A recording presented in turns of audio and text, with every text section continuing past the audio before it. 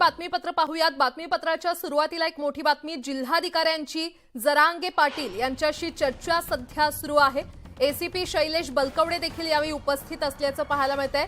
मनोज जरांगे पाटील हे आपल्या आंदोलनावर ठाम आहेत आणि या क्षणाची अतिशय मोठी बातमी, जरांगे पाटील यांच्या भेटीला जिल्हाधिकारी पांचाळ, एसपी शैलेश बलकवडे आणि तहसीलदार शेळके सध्या तिथे पोहोचलेले आहेत।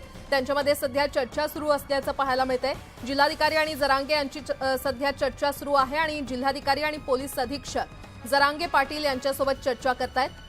जरांगे पाटील यांना मनवण्याचा प्रयत्न सध्या सुरू आहे आणि या संदर्भात अधिक माहिती देत आहेत आमचे प्रतिनिधी अविनाश कानडजे अंतरवाली सराटीतून आपल्यासोबत जोडले गेलेले आहेत। अविनाश, जिल्हाधिकारी मनोज जरांगे पाटील यांच्याशी चर्चा करताना पाहायला मिळत आहेत, मात्र जरांगे पाटील हे आपल्या आंदोलनावर अजूनही ठाम आहेत।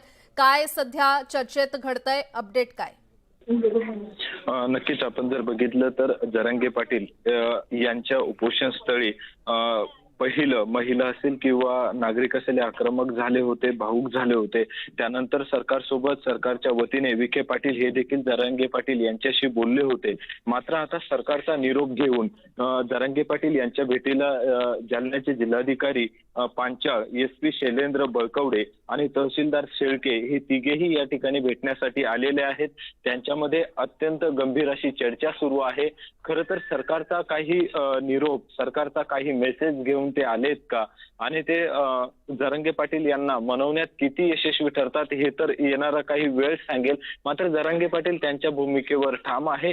वेळोवेळी आपण जर आता लाईव्ह दृश्य बघितले तर पोलीस अधीक्षक जे आहेत बळकवडे हे त्यांना अत्यंत बारकाईने किंवा अत्यंत एकदम नरमाईत समजून सांगण्याचा प्रयत्न करतायत की तो विषय जाऊ द्यात, कायदा सुव्यवस्थेचा प्रश्न आहे, अजून अनेक बाकी प्रश्न आहे। मराठा समाज प्रत्येक जिल्ह्यामध्ये असेल किंवा संपूर्ण मराठवाड्यामध्ये आक्रमक होतोय, ती सुद्धा वस्तुस्थिती जरांगे पाटील यांना पोलिसांकडून सांगितल्या जाते की कुठे कायदा सुव्यवस्थेला गालबोट लागू नये हे देखील त्यांना सांगितले जाते। मात्र जरांगे पाटील तरी त्यांना सांगताय की माझी भूमिका एकच आहे की मला आरक्षण पाहिजे, आरक्षण द्या, सरकारला सांगा की मला आरक्षण द्या, मी सर्व उपोषण मागे घेतो। मात्र जोपर्यंत आरक्षण नाही तोपर्यंत उपोषण मागे नाही अशी स्पष्ट भूमिका आहे। मात्र तरी सुद्धा जिल्हाधिकारी असेल किंवा पोलीस अधीक्षक असतील हे यांच्याकडून वारंवार त्यांना समजून सांगण्याचा प्रयत्न केला जातोय, तसं ते समजूनही सांगतायत। मात्र आता सरकारचा नक्की काय निरोप आहे? म्हणजे जर आपण बघितलं तर मनोज जरांगे पाटील हे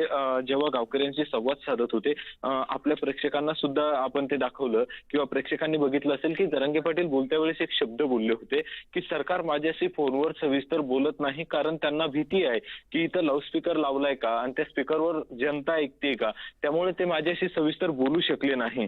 तर त्यामुळे आता सरकारच्या वतीनं जिल्हाधिकारी आणि जे पोलीस अधीक्षक आहेत त्यांच्या मार्फत तो मेसेज दिला जातोय का, जे कॉलवर बोलल्या गेलं नाही किंवा जे सरकारच्या वतीनं सांगायचं होतं ते सांगितलं गेलं नाही ते आता त्यांच्या माध्यमातून सांगितलं जातंय का, हा सगळ्यात मोठा मुद्दा आहे।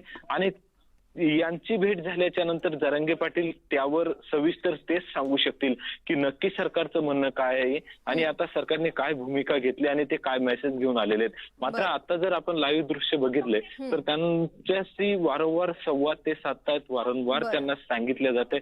मात्र ते एकच मुद्दा घेऊन बसले, जरांगे पाटील एकच गोष्ट सांगतायत की ओके, तुमचे सर्व मागण्या मला मान्य आहे, तुम्ही जी विनंती कराल ती सुद्धा मला मान्य आहे, मला कायदा आणि जरांगे पाटील यांना मनवण्याचा प्रयत्न तर सध्या जिल्हाधिकाऱ्यांकडून करण्यात येतोय। मात्र आता जरांगे पाटील आपली भूमिका काय स्पष्ट करतात हे देखील पाहणं महत्त्वाचं ठरणार आहे। अविनाश, वेळोवेळी अपडेट घेत राहू। तुर्तास धन्यवाद या सविस्तर माहितीसाठी।